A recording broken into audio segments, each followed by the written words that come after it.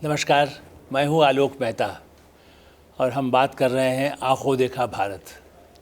आंखों देखा भारत में हमने पहले संचार की बात की थी, अब ज़रा परिवहन की बात करें।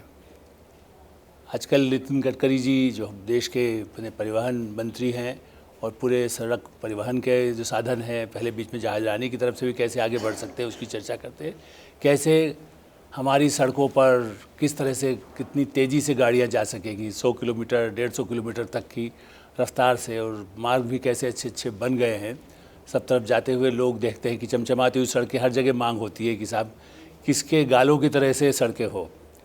तो हमने जो भारत देखा, जहाँ से हमने प्रगति की, जैसा मैंने कहा कि संचार में हम कहाँ तार और उसकी सुविधाओं से बड़े वंचित रहते थे, लगता था कैसे चिट्ठियाँ पहुँच जाए। उसी तरह से परिवहन में भी सुविधाएँ इतनी कम थी। मंत्रियों के सामने भी जाने के लिए आज की तरह गाड़ियाँ, हवाई जहाज़, हेलीकॉप्टर छोड़िए, जीप वीप से उनको जाना पड़ता था।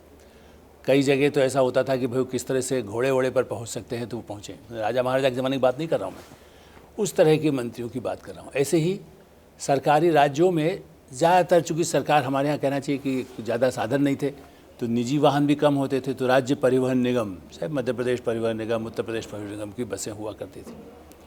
और मैं इसलिए बात कर रहा हूँ, जब हमने गडकरी जी की बात की या राज्यों में अलग अलग मंत्री रहे, राजेश पायलट भी कभी परिवहन मंत्री बने थे, आज उनके बेटे सचिन पायलट हैं, तो कैसे परिवहन की सुविधाएं हमारे आंखों देखा भारत में बढ़ती रही हैं।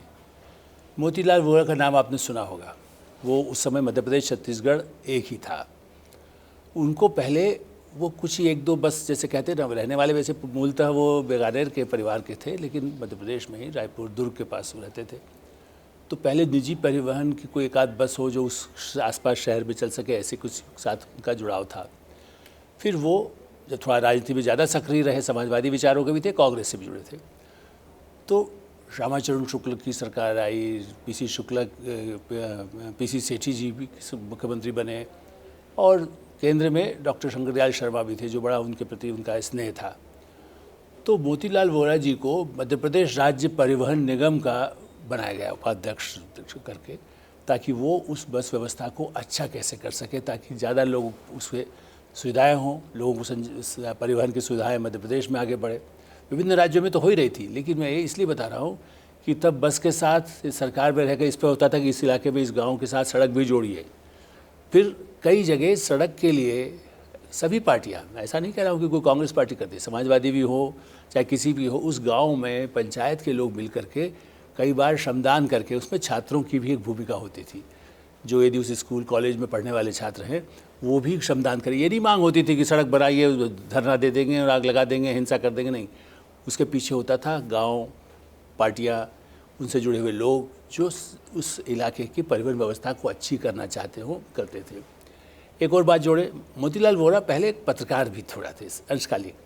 दिल्ली के अखबार हिंदुस्तान वार टाइम, उसके लिए भी वो कुछ वहाँ से खबरें भेजते थे, और अपना एक स्थानीय अखबार के लिए भी काम करते थे। तो उनको कई पत्रकारों ने कहा, चूँकि पत्रकारों की क्या उस समय हालत थी, उनको बस से जाने के लिए भी, जैसे कहते ना, यदि 2 रुपये भी लगेगा तो महंगा लगता था, कि 5 रुपये का टिकट हो जाएगा यदि भोपाल से कहीं इंदौर जाना है, या रायपुर तो बहुत दूर पड़ता था, दुर्ग भी। तो फिर ये सुविधा दी गई कि भाई पत्रकारों को एक दे दिया जाए कार्ड, जिसके ज़रिए उनको रियायती दर पर या मुफ्त में भी वो यात्रा कर सकें। तो आप अंदाज़ लगाइए कैसी छोटी मांगे होती थी। और परिवहन की सुविधा के लिए फ़ोन लगाने के लिए तो बहुत बड़ी सिफारिश, जैसे कहते हैं ना, आप किसी की सिफारिश करिए कि आपको फ़ोन मिल सकता है, कुछ महीने के लिए मिलेगा कि नहीं मिलेगा, या आपको ज़्यादातर जो बड़े से बड़े अखबारों के संवाददाता होते थे वो तार और टेलीग्राम डिपार्टमेंट को होकर के जाते थे।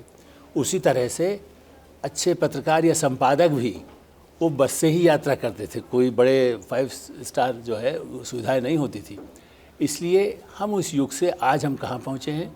आज बड़ी से बड़ी गाड़ियाँ, सुविधाएं हैं, नेताओं के पास भी हैं, सड़कें भी अच्छी हैं, परिवहन की सुविधा है, पत्रकारों को अब रियायती दर पर बस में जाए, रेल की कुछ सुविधाओं पर बीच में बात हुई थी, वो रोका भी गया। लेकिन हम ये मानते हैं कि अब जिस तरह का पूरा आर्थिक व्यवस्था हमारी तरक्की की है, इसलिए हम ये देखें कि हमारे भारत ने सचमुच पे तरक्की की है। ये मत मानिए कि अरे हम कहाँ हैं, कि कुछ मामलों में हम आज भी पश्चिमी देशों से आगे हैं, क्योंकि जो भारत हमने देखा था वर्षों में, धीरे धीरे सबके संयुक्त प्रयासों से, सबके सामाजिक सहभागिता से और निजी क्षेत्र से भी साधारण से, चूँकि आर्थिक प्रगति जब हुई है तब हम उसका सही लाभ लोगों को दे सकते हैं। तो अंदाज़ लगाइए कि टीचर डॉक्टर घोड़े पर जा रहा है किसी के इलाज करने के लिए, टीचर के पास जाने के लिए अब विरोध होता है कि सड़क मत बनने दीजिए, हवाई अड्डे के लिए जगह न दीजिए, लेकिन तब होता ये था कि उनको भी जो समर्पित शिक्षक होते हैं, समर्पित डॉक्टर होते हैं थे, वो उस तरह से जाते रहे। अब सुविधाएं हैं और उस सुविधाओं का लाभ समाज को मिल रहा है।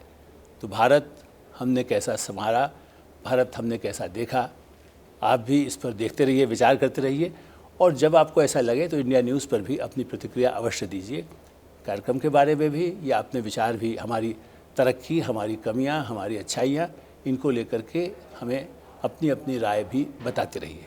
धन्यवाद, नमस्कार।